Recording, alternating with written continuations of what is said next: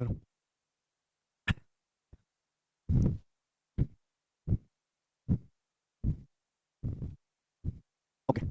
Hello दोस्तों, नमस्ते भाई, गुड इवनिंग। कैसे हैं आप लोग? आज का दिन है। कोमल, सानवी, हंसराज, कैसे हैं स्टूडेंट्स? आज फ्राइडे है और सैटरडे, संडे, मंडे तीनों दिन की आपकी छुट्टियां रहेंगी।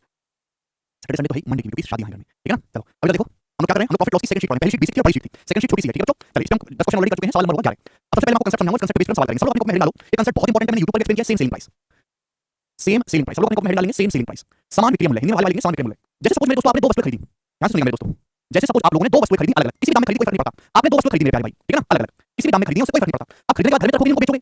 खरीदने के बाद मेरे दोस्तों उनको आपने बेचा और दोनों ही वस्तुओं को सेम सेलिंग प्राइस पर बेचा, समान विक्रय मूल्य पर। पहले आपने दो वस्तु खरीदी, खरीदने के बाद आपने दोनों वस्तुओं को बेचा, दोनों को सेम सेलिंग प्राइस पर बेचा है, समान विक्रय मूल्य पर बेचा है। तो आपने दो वस्तु खरीदने के बाद उनका कॉस्ट प्राइस क्लियर मूल्य अलग है, लेकिन दोनों वस्तुओं को आपने सेम दाम पर सेम विक्रय मूल्य पर बेचा। जैसे कि आपने दो फ्लैट लिए, एक फ्लैट आपने बिहार में लिया और एक मेरे दोस्त आपने अशोक विहार में लिया, और दोनों फ्लैट को बेचा और दोनों फ्लैट आपके 50 लाख रुपए के बिके। तो दोनों फ्लैट को सेम सेलिंग प्राइस पर समान विक्रय मूल्य पर बेचा है। ठीक है? फ्लैट आपने कितने खरीदे उससे कोई मतलब नहीं है, ठीक है बच्चों? सुनते रहिएगा। पहले फ्लैट को बेचने से आपको x% का प्रॉफिट हुआ। पहले फ्लैट को बेचने से आपको x% का प्रॉफिट हुआ। प्रॉफिट मतलब पॉजिटिव, लॉस मतलब नेगेटिव। पहले फ्लैट को बेचने से आपको x% का प्रॉफिट हुआ। दूसरे फ्लैट को बेचने से, दूसरी वस्तु को बेचने से आपको x% का लॉस हुआ है, लॉस। तो आपने दो वस्तु खरीदी, खरीदने के बाद दोनों को समान विक्रय मूल्य पर बेचा। जितनी वस्तु पहले दाम पर बेची, दूसरी वस्तु दाम पर बेची है। पहली वस्तु x% का लाभ हुआ, दूसरी वस्तु x% का लॉस हुआ। तो आप मुझे बताओ, आपको ओवरऑल यानी कि दोनों वस्तुओं पर कुल मिलाकर कितने परसेंट का प्रॉफिट लॉस होगा? दोनों वस्तुओं पर कुल मिलाकर ओवरऑल कुल कितने परसेंट का लॉस होगा? हमेशा ऐसे केस में आपको ओवरऑल लॉस ही होगा, दोनों सामानों पर कुल मिलाकर, ठीक है भाई?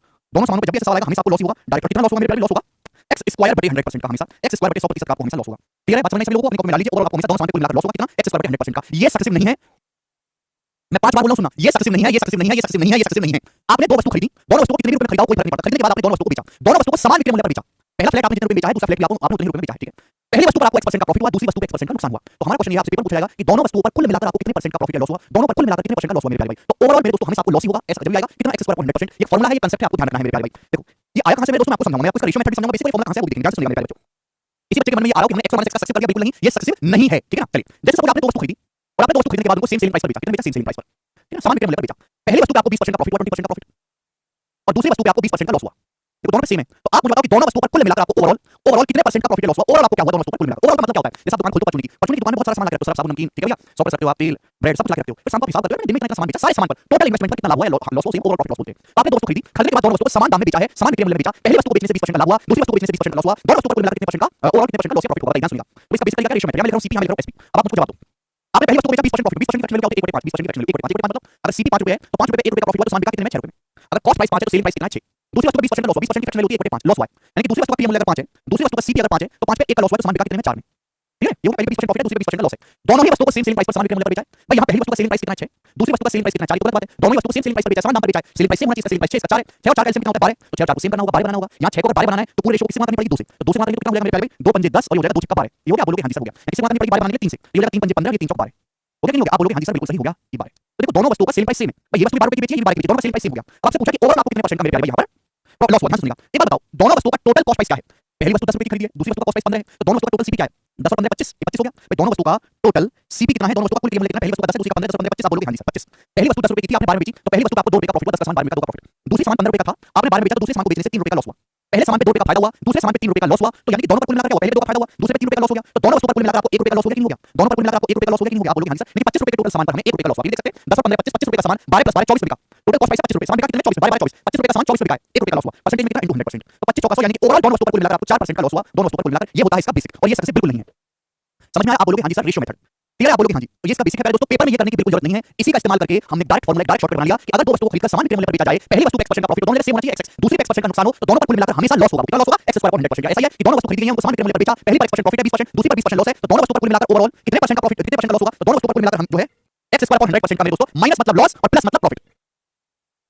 ठीक है जी? तो 20 का स्क्वायर 400, 400 यानी कि 4%। तो दोनों वस्तुओं पर कुल मिलाकर ओवरऑल आपको 4% का नुकसान हुआ। ये डायरेक्ट आपको करने की जरूरत नहीं है। इसी रेशियो मेथड से इस फार्मूले का जन्म हुआ है। यहां पे मैंने 20 का एग्जांपल लेके समझा, आप x लेके करोगे फार्मूला प्रूफ भी हो जाएगा, उसकी कोई जरूरत है ही नहीं। उपेंद्र का डाउट है अगर x का मान सेम ना हो, अलग अलग प्रॉफिट लॉस हो तो कैसे करेंगे? उपेंद्र जी बिल्कुल मैं थोड़ी देर में आपका डाउट क्लियर करूंगा। अगला टाइप मेरा वही है, पहले वाला टाइप लेते, अगला जो टाइप आएगा वही आपका डाउट है, ठीक है? या पूरा पढ़ लोगे मिलन भाई? चलिए सवाल शुरू करेंगे। क्या नंबर बनाओ? एक दुकानदार ने दो वस्तुओं में से प्रत्येक को 969 रुपीस में बेचा। एक दुकानदार ने दो वस्तुओं में से प्रत्येक को 969 रुपीस में बेचा। लाइन केवल आपको कंफ्यूज करने के लिए दिया। इस लाइन का मतलब केवल इतना सा, दुकानदार ने दो वस्तु में से हर वस्तु को 969 रुपए में बेचा है, यानी कि दो वस्तुओं को सेम सेलिंग प्राइस पर बेचा गया है। पहली वस्तु में 969 रुपए की है, दूसरी वस्तु में 969 रुपए की है, प्रत्येक लाभ हुआ, दोनों वस्तुओं को समान दाम पर बेचा गया है। पहली वस्तु पर 19% का लाभ हुआ, पहली पर 19% का लाभ हुआ, दूसरी पर 19% का लॉस हुआ। कुल प्रतिशत लाभ यहां बताओ, तो लाभ तो होगा ही, हमेशा लॉस होगा। कितना लॉस होगा? डी ऑप्शन 1 सेकंड में कितना लॉस होगा? x स्क्वायर बटे 100%, 19 का स्क्वायर बटे 100, 19 का स्क्वायर 361 बटे 100 यानी कि 3.19 का स्क्वायर 361 होता है ना, 361 बटे 100, 3.61% का लॉस होगा। बात समझो। रोबिन 19 का स्क्वायर 361 होता है, 361 बटे 100, 3.61 लॉस आएगा, प्रॉफिट नहीं आएगा, लॉस।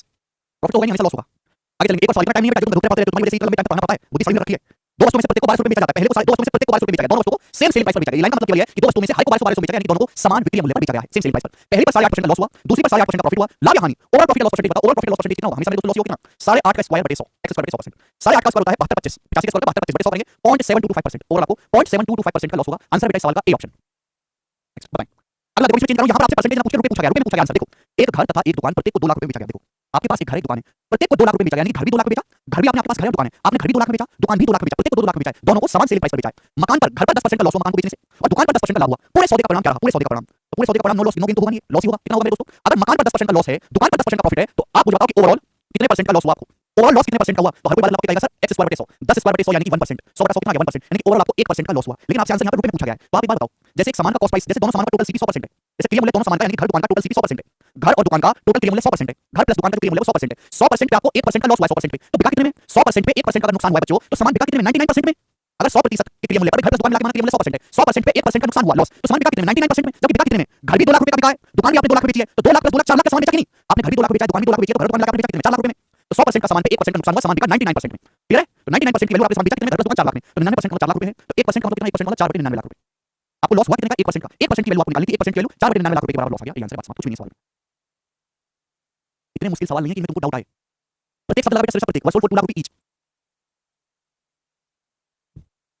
बताओ मुझसे सवाल ये भी, एक और सवाल बताएं। ये सवाल 2016 के मींस का है, बताओ। ये सवाल 2016 के मींस का है। धीरे भाई सही बात से समझिए, फिर समझाने लायक नहीं है, आपको नहीं समझा आप दोबारा से रिपीट करके देख लो या छोड़ दो। ये सारा हैसियत नहीं है, हमेशा लॉस ही होता है। 50 बता तो दिया यार, तुम लोगों की बुद्धि सारी हुई है, तुम मुझे कंसेप्ट दिखाई नहीं देती, कभी भी ऐसा केस आएगा तो हमेशा लॉस ही होगा। पता नहीं क्या खा के आते हो यार, कुछ खाते भी हो या प्रोटीन नहीं हो। मिस्टर ए ने पिछले साल 2 पेंटिंग खरीदी, मिस्टर जल्दी मिस्टर ने पिछले साल 2 पेंटिंग खरीदी, इस साल उन्होंने प्रत्येक को 20 रुपए दिया, पिछले साल 2 पेंटिंग खरीदी, इस साल दोनों पेंटिंग को बेचा 20 रुपए, पहली पेंटिंग 20 की, दूसरी पेंटिंग 20 बेच दी। ठीक, एक पेंटिंग पर 25% का प्रॉफिट हुआ, दूसरी पर 25% का लॉस हुआ, तो कुल मिला के हानि क्या होगा? दोनों पेंटिंग को समान विक्रय मूल्य पर बेचा गया, दोनों पेंटिंग को 20 रुपए का बेचा गया सेम दाम में। एक पर 25% प्रॉफिट है, दूसरी पर 25% लॉस है, तो ओवरऑल हमेशा लॉस ही होगा। रुपए पूछना अर्न तो होगा ही, लॉस ही होगा। इन दोनों में से आंसर है ए में से या बी में से। क्लियर है? कितने का लॉस होगा ओवरऑल? x स्क्वायर बटे 100, 25 का स्क्वायर बटे 100% का आपको ओवरऑल लॉस होगा। 25 स्क्वायर बटा 625 बटे 100, 6.25%, तो 6.25% का मेरे दोस्तों आपको लॉस होगा। दोनों पेंटिंग को बेचने से आपको 6.5% का लॉस होगा। 6.5% सही परसेंटेज है, इसको फ्रैक्शन में कन्वर्ट करेंगे, 100 माइनस फ्रैक्शन में 6.5% मतलब होता है 1/16, यानी कि अगर सामान का टोटल सीपी 16 है, तो 16 यूनिट के सामान पर आपको 1 यूनिट का लॉस हुआ है, तो सामान बिका कितने में? 15 में, तो 6.5% की फ्रैक्शन में 1/16, 16 पे, यानी कि आपको 16 पे 1 का लॉस हुआ है मेरे प्यारे भाई। ठीक है बच्चों, 16 पर 1 का लॉस हुआ तो सामान बिका कितने में? 15 यूनिट में। अगर 16 यूनिट के क्रिया मूल्य पर आपको 1 यूनिट का लॉस हुआ तो सामान बिका कितने में? 15 यूनिट में। जबकि सामान बिका कितने में? दोनों पेंटिंग 20 रुपए की बेची है, पहली पेंटिंग 20 की, दूसरी 20 की, तो दोनों पेंटिंग को मिला के बेची है 40 रुपए की, तो 15 यूनिट का मतलब कितना बेचा? 40 रुपए। 16 यूनिट का लॉस तो सामान बिका 15 यूनिट में, सामान बिका कितने में? दोनों पेंटिंग 40 रुपए की, दोनों पेंटिंग में से प्रत्येक पेंटिंग को 20 बेचा, दोनों पेंटिंग बेचा 40 रुपए, 15 यूनिट का 40 रुपए, लॉस हुआ 1 यूनिट, तो 1 यूनिट का मतलब कितना? 1 यूनिट की वैल्यू 40,000 बटे 15, 40,000 बटे 15, ये किससे जाएगा दोस्त? 5 से 5 बटे 40 से 5 की 15, 8,000 बटे 3। अब 8,000 को 3 से भाग देंगे तो 27 रुपए से कम आएगा, बी ऑप्शन आंसर है, आंसर नहीं है ऑप्शन। 8,000 को 3 से भाग देंगे तो 27 रुपए से कम आएगा। ही लॉस्ट लेस देन 27 रुपए, 25 रुपए नहीं है, गलत कर रहे हैं। He lost less than 2700 rupees, 27 रुपए से कम आएगा, तो option number B should be correct. 8,000 को 3 से भाग देंगे, लॉस कितने का होगा? 1 यूनिट, 1 यूनिट निकालिए। आगे चलेंगे, एक और सवाल आपके सामने करके बताइए इसका क्या आंसर है। 15वां सवाल करो, फटाफट करो। तो 40% off up to 80 rupees, 40% off up to 80 rupees आपको नहीं एवर होगा। 40% ऑफ अप टू 80% होगा, 40% से 80% का डिस्काउंट मिलान नहीं अंकुर। 8,000 को 3 से भाग करके 26 रुपए आएगा, 25 रुपए कैसे आएगा? बुद्धि भ्रष्ट हो गई क्या? पढ़ लिखते नहीं हो। एक आदमी 2 गाय को 15,640 रुपए प्रत्येक में बेचता है, एक आदमी 2 गाय को बेचता है, दोनों को ही समान विक्रय मूल्य पर बेचा है, 15,640 रुपए प्रत्येक में गाय बेची है। एक गाय पे 15% का प्रॉफिट हुआ, एक गाय पे 15% का लाभ हुआ, दूसरी पर 15% का हानि हुई, उसका कुल लाभ या हानि ज्ञात करें। तो ऐसे केस में तो आपको लॉस ही होगा ना, ये दोनों आंसर हो नहीं सकते कभी सीओडी। आंसर या तो ए ऑप्शन में से हुआ, बी ऑप्शन में। एक आदमी 2 गाय दोनों को 15,640 रुपए बेचता है, 15% का लाभ हुआ, दूसरी पर 15% का लॉस हुआ मेरे प्यारे, ठीक है ना? तो ओवरऑल कितने परसेंट, ओवरऑल कितने रुपए का पूछा है? प्रॉफिट या लॉस, ओवरऑल आपको लॉस हुआ कितना? x स्क्वायर और 100% का। अगर दोनों ही जगह सेम है ना, एक 1% प्रॉफिट है, दूसरे 1% लॉस है, तो हमेशा x स्क्वायर 100% का लॉस होगा, समान सेलिंग प्राइस होना चाहिए, तो आएगा 225 बटे 100 यानी कि 2.25%। तो दोनों बायों पर कुल मिलाकर आपको 2.5% का लॉस होगा। अब 2.5% एक बहुत बेकार परसेंटेज है, फ्रैक्शन में कन्वर्ट कर लेते हैं, फ्रैक्शन में क्या आएगी भाई? 2.5% की फ्रैक्शन में क्या आएगी बताओ? 2.5 मतलब होता है 9 बटे 4%, 9 बटे 4, 9 को 4 से भाग देंगे 2.5 आएगा, और परसेंटेज का मतलब होता है 1 बटे 100, 9 बटे 400। तो 2.5 की जो परसेंटेज वैल्यू 9 बटे 400 होगी मेरे दोस्तों, 9 बटे 400। 2.25 का मतलब होता है 9 बटे 4, 2 प्लस 0.5 मतलब 1 बटे 4, 9 बटे 4%, 9 बटे 4% मतलब 9 बटे 400, यानी कि समान का दोनों बायों का टोटल सीपी 400 है, तो 400 पे आपको 9 का लॉस हुआ है। 400 पे आपको कितने का लॉस हुआ है? 9 का लॉस हुआ है, तो बिका कितने में? 400 पे 9 का लॉस हुआ तो समान बिका 391 में, 391 में। जबकि दोनों गाय बिकी कितनी में? हर एक गाय को आपने 15,640 रुपए बेचा, एक गाय को, तो दोनों गाय कितने रुपए में बिकी? मल्टीप्लाई 2 रुपीस, तो दोनों गाय को मिलाकर कितने रुपए में आपने बेचा है? मतलब कितने गुना है? सीधा सीधा कह सकते हैं कि जो है 40 बार कर रहा है, 1 यूनिट की वैल्यू आएगी 80 रुपए, 40 गुना 80, आपको लॉस हुआ 9 यूनिट, तो 9 यूनिट की वैल्यू आएगी 9 गुना 80, 9 गुना 80 आएगा 720 रुपए, यानी कि दोनों वस्तुओं पर कुल मिलाकर आपको 720 रुपए का लॉस हुआ है। ए ऑप्शन आंसर है 720। समझ में आ गया? कर पाओगे सवाल? मुझे लगता है ये कर पाओगे आप, ये बताइए। अगला क्वेश्चन बताओ, चलिए नेक्स्ट, चलिए अब आप लोगों के मन में डाउट आ रहा होगा कि सर अभी तक आपने जो सवाल करा दोनों जगह सेम परसेंट प्रॉफिट है और 3% का लॉस है, आपने जितना को टाइप करवाया है कि दो वस्तुओं को बेचा है सेम सेलिंग प्राइस पर, एक पे 1% प्रॉफिट है, दूसरे पे 1% का लॉस है, तो आपने शॉर्टकट बता दिया, ये तो है और हमेशा लॉस होगा 100% का। अगर दोनों जगह अलग परसेंटेज तो कैसे करेंगे? दोनों जगह अलग परसेंटेज तो कैसे करेंगे मेरे प्यारे भाई? सुनिएगा, वो मैं आपको बताता हूं, ध्यान सुनिएगा। एक आदमी ने मेरे प्यारे भाई दो वस्तु खरीदी, दोनों वस्तुओं खरीदने के बाद उनको समान सेलिंग प्राइस पर, सेम सेलिंग प्राइस पर, समान विक्रय मूल्य पर बेचा। एक आदमी ने दो वस्तु खरीदी, खरीदने के बाद उनको सेम सेलिंग प्राइस पर, समान विक्रय मूल्य पर बेचा। पहली वस्तु को बेचने से x% का प्रॉफिट या लॉस हुआ। देखो अगर प्रॉफिट होता है तो पॉजिटिव लेंगे, लॉस होता है तो नेगेटिव लेंगे। पहली वस्तु पे x% का प्रॉफिट या लॉस हुआ और दूसरी वस्तु पर y% का अलग अलग है। y% का प्रॉफिट या लॉस हुआ, दूसरी वस्तु पे y% का प्रॉफिट या लॉस हुआ। क्लियर है? आप बोलोगे हां जी सर बिल्कुल अलग अलग है। अगर प्रॉफिट है तो पॉजिटिव लिया जाएगा, लॉस है तो नेगेटिव लिया जाएगा। तो दोनों वस्तुओं पर कुल मिलाकर ओवरऑल प्रॉफिट या लॉस परसेंटेज, अगर आंसर पॉजिटिव आता है, मैं 10वीं बार बता रहा हूं, मुझे 50वीं बार बताना पड़ेगा, तो बताऊंगा बहुत इंपॉर्टेंट है। प्रॉफिट मतलब पॉजिटिव लेना है, लॉस मतलब नेगेटिव लेना है। आपका आंसर पॉजिटिव आता है तो प्रॉफिट, आपका आंसर नेगेटिव आता है तो लॉस है। तो ओवरऑल यानी कि दोनों वस्तुओं पर कुल मिलाकर आपको जो प्रॉफिट या लॉस परसेंटेज होगा वो होगा 100x + y, 100x + y + 2xy, 100x + y + 2xy upon 200 + x + y%, 100x + y + 2xy upon 200 + x + y%, 100x + y + 2xy upon 200 + x + y%। ये फॉर्मूला है, ये कांसेप्ट है, यही शॉर्टकट है, आपको तोते की तरह रट लेना है। ये आया कहां से है? ये रेशियो मेथड से ही आया है। भाई आप ऐसे जैसे हमने किया ना रेशियो मेथड से, जैसे हमने आपको बताया ना रेशियो से, बिल्कुल ऐसे ही आप रेशियो मेथड से करोगे, वेरिएबल लेके तो प्रूफ हो जाएगा। उसकी कोई जरूरत नहीं है, आपको सीधा जो है आम खाने हैं, गुठली कौन से कहां से आई है उससे आपको नहीं मतलब है। ठीक है बच्चों? एक आदमी ने दोस्तों को बेचा सामान सेलिंग प्राइस पर, एक पे x% का प्रॉफिट हुआ, दूसरे 1x% प्रॉफिट या लॉस है, दूसरे पे 22% का प्रॉफिट या लॉस है, तो ओवरऑल दोनों वस्तुओं पर मिलाकर जो प्रॉफिट या लॉस परसेंटेज होगा वो 100x + y + 2xy upon 200 + x + y% का होगा। क्लियर है दोस्तों? बात क्लियर है? आप बोलोगे बिल्कुल नहीं क्लियर है सर। जैसे मैं आपको सवाल दिखाता हूं, सवाल सीट सेल 2030 के प्री का, ये सवाल भी है और एक एग्जांपल भी, सवाल भी है, एग्जांपल भी, ध्यान से सुनिएगा। सीट सेल 2030 के प्री का पूछा क्वेश्चन, सुनो मेरी बात। एक व्यक्ति ने दो वस्तु बेची जिनमें से प्रत्येक वस्तु को 42,600 रुपए में बेचा गया। पहली लाइन से क्या पता चल रहा है? एक आदमी ने दो वस्तु बेची जिनमें से प्रत्येक वस्तु को 42,600 रुपए में बेचा गया, यानी कि दोनों वस्तु को सेम सेलिंग प्राइस पर समान विक्रय मूल्य में बेचा गया। एक आदमी ने दो वस्तु बेची, दोनों वस्तु में से प्रत्येक को समान विक्रय मूल्य में बेचा गया, दोनों वस्तु को समान सेलिंग प्राइस में बेचा गया। पहली वस्तु पे 25% का लॉस हुआ, दूसरी पर उसे 20% का प्रॉफिट हुआ। अलग अलग है, सेम नहीं है। कुल प्रॉफिट या लॉस परसेंटेज ज्ञात करो एप्रोक्स में। चलिए अगर इस सवाल को बेसिक से करेंगे तो बेसिक से करने का मतलब रेशियो मेथड। तो कैसे करेंगे? एक आदमी ने दो वस्तु खरीदी पहले, फिर उनको बेचा, दोनों वस्तु को समान विक्रय मूल्य पर बेचा है। पहली वस्तु पर 25% का लॉस हुआ, 25% का लॉस पहली वस्तु पे, दूसरी वस्तु को बेचने से 20% का प्रॉफिट हुआ, 20% का प्रॉफिट हुआ। कुल प्रॉफिट या लॉस परसेंटेज बताओ कितना हुआ? तो यहां मैं लिख रहा हूं मेरे प्यारे भाई सीपी, यहां मैं लिख रहा हूं एसपी विक्रय मूल्य। पहली वस्तु को 25% लॉस में बेचा, 25% की फ्रैक्शन वैल्यू 1/4, लेकिन पहली वस्तु का कॉस्ट प्राइस 4 है तो 4 का समान कितने में बेचा गया? 3 में। इसको सवाल में समझो, कंसेप्ट मैं आपको कंसेप्ट बता रहा हूं, 4 का समान 3 में। दूसरी वस्तु को 20% प्रॉफिट मिलेगा, 20% की फ्रैक्शन वैल्यू 1/5, यानी कि दूसरी वस्तु का विक्रय मूल्य 5 है तो 5 का समान कितने में बेचा गया? 6 में। यहां पर क्या रेशियो लिया हमने? दोनों वस्तुओं का सेलिंग प्राइस सेम है, दोनों को समान विक्रय मूल्य में बेचा गया। भाई इसका सेलिंग प्राइस 3 है, इसका सेलिंग प्राइस 6 गलत बात है। दोनों का सेलिंग प्राइस सेम होना चाहिए, 3 और 6 को सेम करना होगा। सेम बनाने के लिए हम दोनों यहां पे 6 कर लेते हैं। अगर इस 3 को 6 बनाना है तो पूरे रेशियो को 2 से गुणा करनी पड़ेगी। 2 3 6 2 4 8, 2 4 8 2 3 6 देखो सेम हो गया, दोनों जगह सेम हो गया बच्चों। 2 4 8 और 2 3 6, आप बोलोगे हां जी सर सेम हो गया। भाई इसका सेलिंग प्राइस भी 6 है, इसका सेलिंग प्राइस भी 6 है, दोनों का सेलिंग प्राइस 6 हो गया मेरे प्यारे भाई। दोनों वस्तु का टोटल सीपी क्या है? पहली वस्तु 8 रुपए की है, दूसरी वस्तु 5 रुपए की है। दोनों वस्तु का टोटल विक्रय मूल्य क्या है मेरे दोस्तों? 13 रुपए। पहली वस्तु 8 रुपए की है, दूसरी वस्तु 5 रुपए की है। पहली वस्तु 8 का, दूसरा विक्रय मूल्य 5, 8 5 13 है। फिर आप बैंक में आता है मेरे प्यारे, बैंक में कैलकुलेट डाटा है। पहली वस्तु 8 रुपए की थी, 6 रुपए की, 2 का नुकसान हुआ। दूसरी वस्तु 5 रुपए की थी, 6 का प्रॉफिट हुआ। तो दूसरी वस्तु पे आपको 1 मिनट का प्रॉफिट हुआ। पहली पे आपको 2 मिनट का लॉस है, दूसरी पे 1 मिनट का प्रॉफिट है, तो ओवरऑल क्या हुआ? या 2 का लॉस है, 1 का प्रॉफिट है, तो ओवरऑल 1 का लॉस हो गया ना आपको? लॉस हो गया ना मेरे दोस्तों 1 का? बताइए ना। भैया 2 का लॉस हो गया, 1 का प्रॉफिट, दोनों समान को मिलाकर 1 रुपए का लॉस हो गया। 13 रुपए 1 रुपए का लॉस हुआ, परसेंटेज में कितना? 7.7, 7.7% होता है। ऑप्शन नंबर 20 सवाल का आंसर है। ओवरऑल आपको 7.7% का लॉस हुआ। विशाल यही बेसिक है, यही बेसिक। दोनों का टोटल विक्रय मूल्य क्या है? 13 दोनों समान को मिलाकर कितने रुपए का लॉस हुआ? 1 रुपए। टोटल समान कितने का है? दोनों वस्तुओं का कुल विक्रय मूल्य क्या है? 13, 8 + 5 13 है। 13 रुपए का समान कितने? 12 में, 6 + 6 12। 13 रुपए का समान 12 में कितने का लॉस हुआ? 1 रुपए का। 13 रुपए 1 रुपए का लॉस हुआ, परसेंटेज में 7.7%। इसका हो गया आंसर, बी ऑप्शन। क्लियर? बोलो बात क्लियर है? देखो ये तरीका जब तो बहुत अच्छा है, जब डाटा बहुत इजी हो। ये तरीका ध्यान सुनिएगा, मैं हटा दूं 1 सेकंड। रेशियो से बेसिक मेथड से करना तब तो बहुत अच्छा है, जब डाटा बहुत इजी हो। पर जब डाटा यार, पर जब डाटा कैलकुलेटिव होता है ना, जब डाटा फ्रैक्शन बहुत खतरनाक होती है तो कैलकुलेटिव हो जाता है। अगर मैं इसी चीज को फॉर्मूले से करूं तो मैंने आपको क्या फॉर्मूला बताया है बताओ? अगर दो वस्तुओं में से दो वस्तुओं को समान सेलिंग प्राइस पर बेचा जाता है, एक वस्तु पे x% का प्रॉफिट लॉस हुआ, दूसरी पे y% का, तो ओवरऑल आपको हमेशा 100x + y, 100x + y + 2xy upon 200 + x + y% का प्रॉफिट या लॉस होगा। भाई यहां तो डाटा आसान था, हमने रेशियो से तुरंत कर लिया। अगर डाटा में सही परसेंटेज आने लगे इस तरीके से 13% है ना, 32%, इनकी तो फ्रैक्शन बहुत खतरनाक बनेगी। जब फ्रैक्शन बहुत खतरनाक बनेगी तो कैलकुलेशन क्या होगी? बढ़ जाएगी। उस केस में आपको यही चीज काम आएगी मेरे प्यारे भाई। तो बेसिक जानना तो आपको जरूरी है, लेकिन आपको सवाल फॉर्मूले कंसेप्ट से ही करना है, शॉर्टकट से। भाई दो वस्तु को समान विक्रय मूल्य पर बेचा गया, एक पे 25% का लॉस है, लॉस मतलब नेगेटिव। तो x की जो वैल्यू क्या है? -25। x की वैल्यू कितनी है मेरे दोस्तों? यहाँ पे -25। पहली वस्तु 25% का लॉस, लॉस मतलब नेगेटिव। दूसरी पे 20% का प्रॉफिट हुआ, प्रॉफिट मतलब पॉजिटिव। तो y की वैल्यू कितनी है मेरे प्यारे? 20। दूसरी पे 20% का प्रॉफिट हुआ, y की वैल्यू कितनी आ जाएगी? 20। ठीक है जी। तो x और y की वैल्यू निकाल दो, x की वैल्यू -25, y की वैल्यू 20।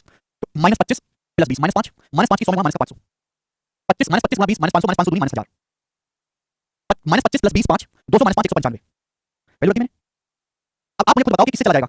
1000 और 5 ये 1500 195 बताओ किससे चला जाएगा? 15 से ये 15 से चला जाएगा मेरे दोस्तों, 15 से ये 15 से कितनी बार चला जाएगा? 100 बार, और 195 15 से 13 बार, और 100 बटे 13 कितना? फाइनल आंसर नेगेटिव आ रहा है, फाइनल आंसर नेगेटिव आ रहा है तो लॉस हो जाएगा मेरे दोस्तों 7.7%। ये हो गया फॉर्मूले 6 सेकंड में, क्लियर है कि नहीं? बोलो कांसेप्ट क्लियर? ठीक है भाई। तो आपको कुछ भी करने की जरूरत नहीं है, ये कुछ भी लिखने की जरूरत नहीं है। आप सिंपल सा फॉर्मूले वैल्यू रखो, प्रॉफिट है तो पॉजिटिव, लॉस है तो नेगेटिव, और आपका आंसर 1 सेकंड में आ जाएगा। जैसे कि मैं अगले सवाल में दिखाता हूं, ये वाला सवाल देखो। दो वस्तुओं में से प्रत्येक को 10,005 के मूल्य पर बेचा जाता है। दो वस्तुओं में से हर वस्तु को समान विक्रय मूल्य पर बेचा जाता है। ठीक है? दोनों वस्तुओं को कितने रुपए में बेचा है? 10,005 10,005। दोनों वस्तुओं को समान सेलिंग प्राइस पर बेचा है। पहली वस्तु 10,005 की बेची है, दूसरी वस्तु 10,005 की बेची है। एक वस्तु को बेचने से विक्रेता को 15% का लाभ हुआ, दूसरे पे 13% का लॉस हुआ। कुल मिलाकर कितने परसेंट का प्रॉफिट लॉस हुआ मेरे दोस्तों? समझना? ये बेसिक का बता दिया मैंने, ये बेसिक है, तेरा बेसिक। और कोई बेसिक नहीं होता, और कोई बेसिक नहीं होता। भाग में तुम्हारा बेसिक। अच्छा लोग कैसे बालक हो यार, बिल्कुल गिनती पढ़ाऊंगा तो गिनती पढ़ाऊंगा यहाँ पे। भाई तुम क्या तैयारी कर रहे हो? हैं ठेले पे प्याज काटने का काम क्यों करते तुम? पता कितनी जरूरत है? ठेले पे प्याज काटने के लिए कितनी मिल रही? कैसे पैसा मिलता है? 200 रुपया दोपहर में। कितनी मांग लोगी? प्याज काटने वालों की। दो वस्तुओं में से प्रत्येक को समान विक्रय मूल्य पर बेचा जाएगा। कमजोर बुद्धि वाले ना पढ़ाई करें, बल मेहनती वाले बच्चे को पढ़ाई करें। एक वस्तु पर 15% का प्रॉफिट, दूसरे पे 13% का लॉस, कुल मिलाकर कितने परसेंट का प्रॉफिट लॉस हुआ? यहाँ डाटा ऐसा 15 है, एक वस्तु पे 15% का मेरे दोस्तों प्रॉफिट हुआ, दूसरी पर 13% का लॉस हुआ। ओवरऑल कितने परसेंट का प्रॉफिट लॉस हुआ? अब मेरी बात को गौर से सुनिएगा आप लोग। अगर आप यहाँ पे इसको से करने लगेंगे रेशियो से, तो इनकी फ्रैक्शन बहुत खतरनाक बनेगी। जब फ्रैक्शन बहुत खतरनाक बनेगी तो कैलकुलेशन बहुत बड़ी हो जाएगी। तो कैलकुलेशन अगर कम करना है तो विदाउट पेन आपको करना है, तो आपको कंसेप्ट इस्तेमाल करना होगा। अगर दो वस्तु को समान विक्रय मूल्य पर बेचा गया है, एक पे x% का प्रॉफिट लॉस है, दूसरे पे y% का है, तो ओवरऑल आपको 100x + y + 2xy upon 200 + x + y% का प्रॉफिट या लॉस होगा ओवरऑल। अगर आपका आंसर पॉजिटिव आता है तो मेरे दोस्तों प्रॉफिट है, नेगेटिव आता है तो लॉस है। सिंपल सी बात। एक वस्तु पर 15% का प्रॉफिट है, x की वैल्यू 15 है, y की वैल्यू -13 है। ठीक है? बस वैल्यू रख दो, x की जगह 15 y की जगह -13, 15 -13 2 की 100 में 200, 15 दूनी 30, 30 की -13 वहां -390 बटे 200, 15 -13 2 202। 200 में से 390 घटाएंगे तो -190 है, माइनस का 190 बटे 202%। दुनिया में कोई तरीका नहीं, मात्र 4 सेकंड में आंसर आता है, 4 सेकंड में। अब अगर मैं इतने बड़े सवाल का आंसर तुमको 4 सेकंड में करना सिखा रहा हूं तो थोड़ा तो आप उम्मीद करूंगा क्या दिमाग लगाओगे, और आप मेरे दिमाग का 4 सेकंड में नहीं कर सकते। फिर फाइनल आंसर नेगेटिव आया है तो आपको गेन तो हो नहीं सकता, लॉस होगा। अब एक बात बताओ, कैलकुलेशन की जरूरत नहीं है। 190 छोटी संख्या है, छोटी संख्या को बड़ी नहीं, सुमित छोटी संख्या को बड़ी संख्या से भाग दो तो आंसर 1 से कम आएगा। ये तो 1 से ज्यादा है, 1 से कम नंबर आएगा, एक ही ऑप्शन हो सकता है। सी, बात समाप्त खत्म।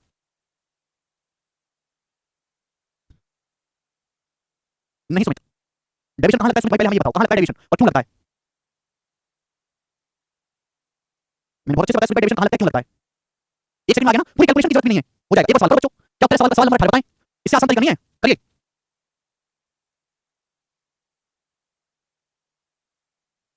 ऐसे नहीं होता आयुष। मैं इसके लिए सर जी अगर प्रॉफिट लॉस रुपए में पूछे तो उसका भी रुपए में पूछेगा तो वैल्यू टैक्स के 15 बाई माइनस 3 है, वैल्यू ऑफ एक दुकानदार ने दो वस्तुओं में से प्रत्येक को 10,591 रुपए बेचा। एक वस्तु को 19% प्रॉफिट हुआ, दूसरे पे 11% का लॉस हुआ, उसका ओवरऑल प्रॉफिट लॉस परसेंटेज ज्ञात करें। सेम सवाल है सुमित, डेविएशन वहां लगता है जहां बीच में प्लस का साइन हो। ओवरऑल प्रॉफिट लॉस निकालने के लिए प्रॉफिट लॉस हमेशा कॉस्ट प्राइस क्लियर मूल्य को बेस मान के निकाला जाता है। तो जब तक आपको दो वस्तुओं का क्लियर मूल्य नहीं पता होगा सीपी, क्लियर मूल्य का रेशियो चाहिए, जब तक आप ओवरऑल प्रॉफिट लॉस नहीं निकाल पाओगे डेविएशन से। डेविएशन का इस्तेमाल करने के लिए आपको बेस का रेशियो पता होना चाहिए, बेस का रेशियो। जैसे हम एवरेज वेट निकालते हैं तो स्प्रेड का रेशियो पता होना चाहिए, ठीक है भाई। जैसे कि हम प्रॉफिट लॉस किसको बेस मान के निकाला जाता है, सीपी क्लियर मूल्य को। अगर आपको दो वस्तुओं के क्लियर मूल्य पता है, उनके प्रॉफिट लॉस पता है, तो ओवरऑल प्रॉफिट लॉस निकाल सकते हो सुमित। लेकिन आपको क्या पता होना चाहिए, बेस का रेशियो। डेविएशन हमेशा वहां लगता है आपको दो वस्तुएं दी हैं, ए और बी, ए में चेंज दिया, बी में चेंज दिया, और आपसे ए प्लस बी में चेंज पूछा है, ए प्लस बी में डेविएशन लगेगा। लेकिन तभी लगेगा जब आपको बेस का रेशियो पता हो, और प्रॉफिट लॉस क्लियर मूल्य को बेस मान के निकाला जाता है। मुझे क्लियर मूल्य पता ही नहीं है, इसलिए डेविएशन नहीं लगेगा ना। मुझे क्लियर मूल्य पता है ना, क्लियर मूल्य का रेशियो पता है, ये बिल्कुल अलग चीज है। ठीक है, फॉर्मूला बार-बार नहीं लिखूंगा। दो वस्तुओं में समान सेलिंग प्राइस पर बेचा गया, एक पर 19% का लाभ हुआ, दूसरे पर 11% का लॉस हुआ। ओवरऑल कितना हुआ, 100x + y, 19 - 11 800 हो गया, प्लस 2x, 2x मतलब 19 की 11 में गुणा 209, 209 दूनी 418 माइनस 418 हो गया, upon 200 + x + y, 200 + x + y, 19 - 11 8 हो गया 208। पहला आंसर है पॉजिटिव, पॉजिटिव आंसर का आपको प्रॉफिट होगा 5%, 5 तो नहीं आने वाला, 800 में से 418 घटाओगे तो 208 से भागोगे तो 2% से कम आएगा, 2 से छोटा आएगा, यानी कि एक ही ऑप्शन है, डी ऑप्शन, 2% से कम आएगा, एक ही ऑप्शन है, बस बात समाप्त। करने की जरूरत नहीं पूरा 4 सेकंड भी लगेगा आंसर निकालने में, 4 सेकंड भी लग जाए। अब इसे छोड़ के सबका सही आ गया, अब इसे छोड़ के अब देखो अगला टाइप इसी में आप लोगों के मन में डाउट आ रहा होगा कि सर ये तो आपने सिखाया, आपसे परसेंटेज में पूछा है। अगर हमसे रुपए में ही पूछ लिया कि रुपए में कितने परसेंट का प्रॉफिट लॉस होगा तो हम कैसे करेंगे, जवाब रुपए में ही पूछ लिया। हां जी राजन, सीरियल कंसेप्ट बुक से बिल्कुल सवाल लगाइए, प्रैक्टिस करिए। कितने बच्चों ने हमारी ऑर्डर कर लिया, जो बच्चे सीजीएल की तैयारी कर रहे हैं उनका सपना है कि कस्टमर एक्साइज इंस्पेक्टर बने, तो ये सीजीएल की प्रैक्टिस बुक है भाई साहब, इसको ऑनलाइन ऑर्डर कर लो। 1 साल का समय है, सीजीएल का 24 का पेपर होने में आज से 1 साल का समय। ये बुक मात्र अगर आप डेली इसके 100 सवाल भी लगाते हो, 100 के लिए जाना है, डेली 50 सवाल भी लगाते हो इस बुक से, 2 महीने में किताब खत्म हो जाएगी, 2 महीने में। लेकिन बात इतनी लीचा और बेकार है कि प्रीवियस ईयर सॉल्व करने को तैयार नहीं है, इतना लीचा वाला है। अगर डेली इस बुक से 50 सवाल सॉल्व करते हो ना तो 2 महीने में पूरी किताब सॉल्व हो जाएगी, उसके बाद जो कॉन्फिडेंस आएगा उसकी कोई सीमा नहीं होगी। लेकिन आप करते ही नहीं है, आपको तो बस टाइम वेस्ट करना है। ऐसे इंग्लिश की प्रीवियस की बुक आती है, थोड़ा 50-50 क्वेश्चन भी अगर आप प्रीवियस के देखो ना, 50-50 क्वेश्चन भी पिछले 3-3 साल के, अगर आप पिछले 3 साल के हर सब्जेक्ट के मैथ्स के, इंग्लिश के, रीजनिंग के और जीएस के मात्र 50-50 क्वेश्चन भी सॉल्व करो तो 2 से 3 महीने के अंदर पिछले 3 सालों के या 4 पिछले 4-5 सालों के सारे क्वेश्चन हो जाएंगे आपसे। इतना आसान है, लेकिन बालक करने को तैयार नहीं है। बालक को 6 मिनट के डाउट में रहता है कि जो है हम प्रैक्टिस कहां से करें, प्रैक्टिस कहां से करें। ऐसे लीचा वालों का सिलेक्शन हो सकता है तो 6 मिनट नहीं पूछता रहता प्रैक्टिस कहां से करें, प्रैक्टिस कहां से करें। जबकि एक वाला कैसा भी है जो ज्यादा नहीं करता, 50 सवाल डेली के सॉल्व करना आसान काम है, मुश्किल काम नहीं है, क्योंकि आप सारा पढ़ चुके हो। और डेली 50 सवाल भी लगाओ तो मात्र 2 महीने में पूरे गणित का 5 साल का प्रीवियस लगा लोगे, 5 साल का। बालक के अंदर डेडिकेशन होना चाहिए पहले।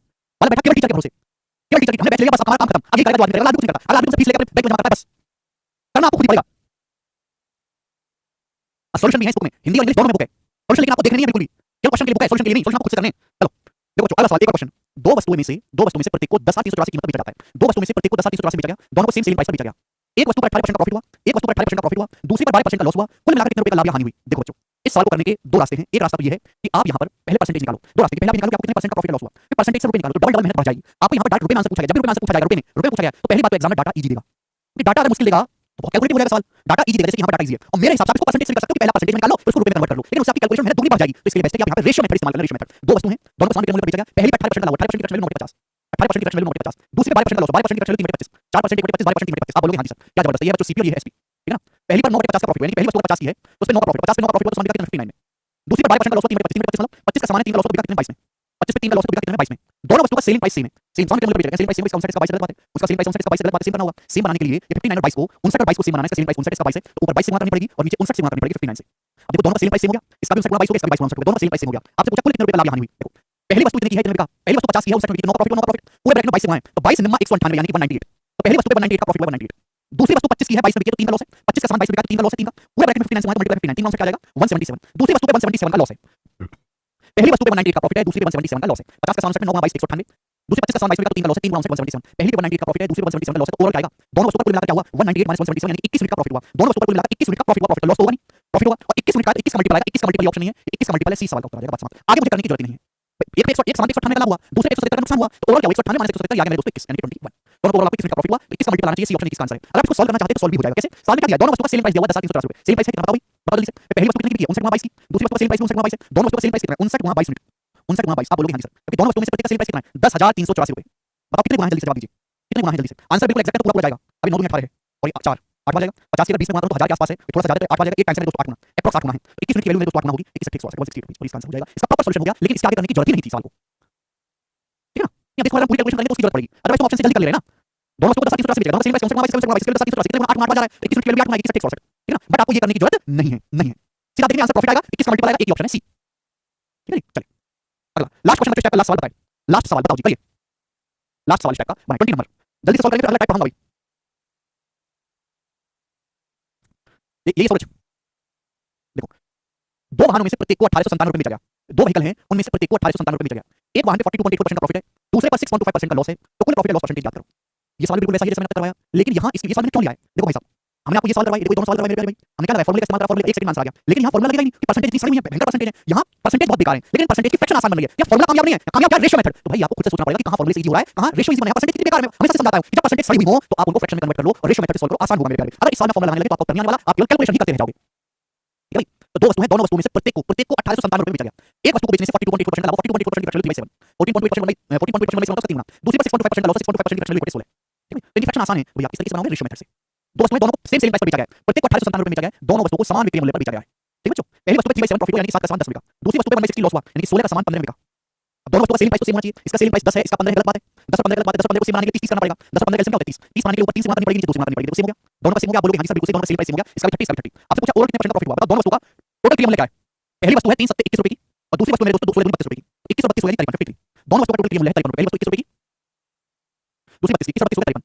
पहली वस्तु 7 का सामान 10 रुपए का, 3 का प्रॉफिट है, 3 के 9, पहली वस्तु पे 9 का प्रॉफिट है, 16 का सामान 15 रुपए का, 1 का लॉस है, 1 दूनी 2, दूसरी पे 2 का लॉस है मेरे प्यारे भाई। तो पहली वस्तु पे 9 का प्रॉफिट है, दूसरी पे मेरे दोस्तों 2 का लॉस है, तो ओवरऑल क्या हुआ 9 और -2 7 का प्रॉफिट हो गया मेरे दोस्तों, 7 का प्रॉफिट हो गया, परसेंटेज में कितना इनटू 100%, तो 700 बटे करीब आएगा मेरे प्यारे, 700 बटे करीब यानी कि 14% से कम, अगर 700 बटे 50 होता तो जाता 14 है, ये करीबन 14% से कम आएगा, 14% से कम एक ऑप्शन है बी 13.2%, बात समाप्त खत्म। कर पाएंगे क्लियर बच्चों। ये सवाल आपको इस तरीके से करना है तो ही आपकी कैलकुलेशन कम होगी और जल्दी होगा। अगला टाइप, लेकिन मैंने अपनी तरफ से पूरी कोशिश करी आपको समझाने के लिए, पहले मैंने आपको कांसेप्ट लिखा, दोनों का टोटल क्लियर मूल्य जुड़ा है, उसके बाद मेरे दोस्तों यहाँ पे मैंने एग्जांपल लेके समझाया, फिर मैंने उसको बेसिक सवाल करवाए दो, फिर धीरे-धीरे मैं लेवल बढ़ाता चला गया, कैलकुलेशन भी बढ़ाता चला गया, दोनों क्लियर मूल्य जोड़ दिया, ठीक है भाई। फिर मैंने अगला टाइप समझाया कि जहाँ अलग-अलग हो, फिर मैंने उसको एग्जांपल दिया, दो बेसिक सवाल करवाए, है ना, फिर रुपए में निकालना सिखाया, इसके साथ क्या होगा। अब इस दोनों का क्लियर मूल्य जोड़ा है बेटा, ओवरऑल प्रॉफिट लॉस परसेंट निकालें, पहली वस्तु का क्लियर मूल्य 3 सत्ते 21, दूसरी का 32, 21 और 32 बन गया, सामने 14% से कम होगा, कैसे पता किया गुरुजी, सामने 700 ऊपर है 700 700 700 को 50 से भाग करते तो आता 14 है, नीचे तारीफ बने 50 से बड़ी संख्या से भाग दोगे तो 14 से कम आएगा, 50 से बड़ी नीचे बड़ी संख्या से भाग दोगे तो 14 से कम आ जाएगा कि नहीं, 1 सेकंड में कर लिया हमने। अगला टाइप 3 क्वेश्चन और करवा उसके बाद क्लास को खत्म करूंगा मैं, बताओ जी अगला टाइप जल्दी से करें। शशि 5000 रुपए की दर से दो वस्तु बेचता है, अगला टाइप 3 क्वेश्चन कराऊंगा मैं इस टाइप के, और बहुत प्यारा टाइप है, बहुत इंपॉर्टेंट सवाल है, बहुत प्यारा टाइप है, बहुत सारे बच्चे गलत करके आते हैं पेपर में। Shashi sells two article for 5000 rupees, Shashi sells two article for 5000 each with no loss and no profit in the overall transaction. Shashi ने दो वस्तुएं बेची, दोनों ही वस्तुओं को 5000 5,500 रुपए बेचा, दो वस्तु बेची, दोनों को समान विक्रय मूल्य पर बेचा, और पूरे ट्रांजैक्शन में, पूरे लेनदेन में ना तो कोई प्रॉफिट हुआ ना ही कोई लॉस हुआ, पूरे ट्रांजैक्शन में ना तो कोई प्रॉफिट हुआ ना ही कोई लॉस हुआ है। यदि एक आर्टिकल को 16 सही 2/3% के लॉस में बेचा गया है, तो दूसरे आर्टिकल को कितने परसेंट के प्रॉफिट में बेचा गया। ध्यान से सुनिएगा मेरे प्यारे, इस सवाल की लैंग्वेज को समझना ही अपने आप में एक जंग है।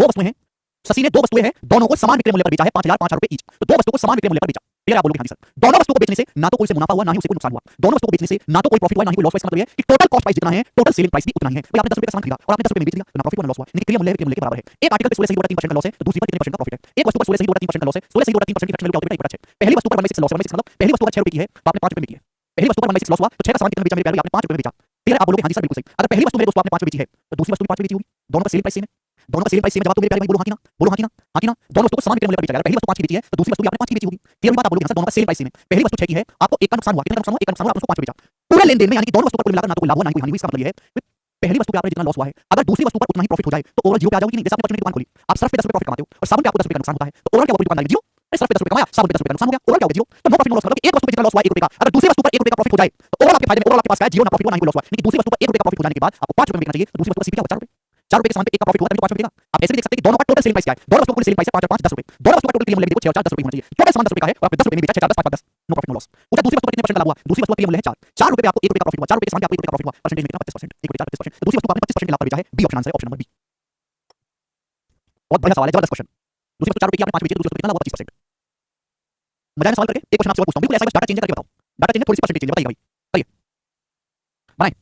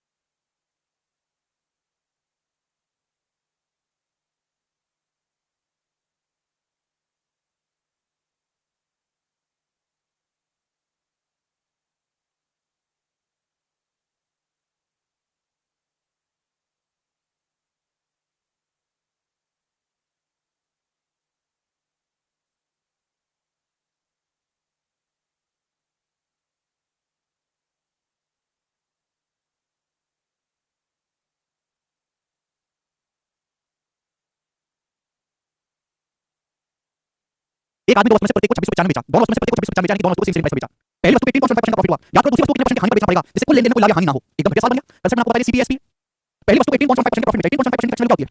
3/16 1/16 6.5% उसका 3 होना है, यानी कि पहली वस्तु 16 रुपए की है और उसका आपको 3 रुपए का प्रॉफिट हुआ है और आपने उसे 19 पे बेचा है।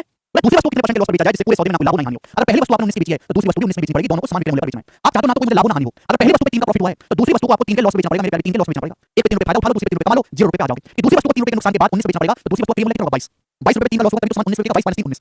तो दूसरी वस्तु कितने परसेंट का लॉस हुआ? 22 रुपए के समान पे 3 रुपए का लॉस हुआ मेरे दोस्तों, 22 रुपए के समान पे। और परसेंटेज में कितना होता है? 1/22 होता है 4.54%, बता चुका 3 गुना 13.5 से हल्का सा ज्यादा ये रहा, ए ऑप्शन खत्म सवाल।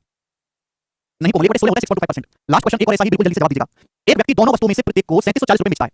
एक आदमी दो वस्तुओं में से हर एक वस्तु को 3740 बेचता है, पहली को या दूसरी को भी सेम सेलिंग प्राइस पर बेचता है प्रत्येक को। पहली वस्तु से 37% का लाभ हुआ, 37% की फ्रैक्शन वैल्यू 3/8। दूसरी वस्तु को इस प्रकार बेचता है कि कुल सौदे में ना तो कोई प्रॉफिट हो ना ही कोई लॉस हो। दोनों के क्लियर मूल्य का अंतर बताओ, सीपी का डिफरेंस बताओ। तो दो वस्तुओं में से प्रत्येक को 3740 बेचा। पहली वस्तु पे 37% का प्रॉफिट हुआ, 37% मतलब 8 का सामान मेरे दोस्तों 11 बेचा, 8 का सामान 11 में। क्लियर है? अगर पहली वस्तु 11 बेची तो दूसरी 11 बेची होगी, आप बोलोगे ऐसा दोनों का सेलिंग प्राइस सेम है।